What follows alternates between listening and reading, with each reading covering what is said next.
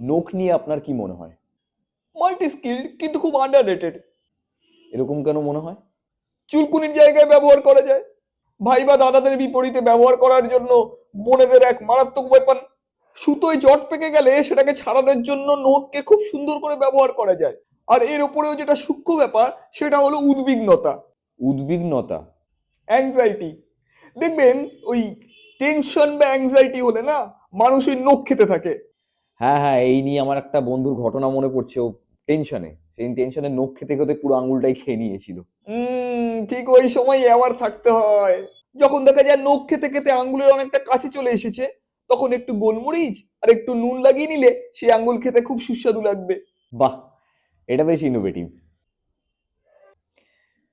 নখ নিয়ে আলোচনা তো আমাদের চলতেই থাকবে, পরের পর্ব নিয়ে আমরা খুব শিগগিরই আসব। আপনারা কমেন্ট করে জানান আপনারাও নতুন কি কি ভাবে নখ ব্যবহার করে থাকেন। ততক্ষণে আজকের জন্য ঢপকাস্টের এই পর্ব এখানেই শেষ। নমস্কার।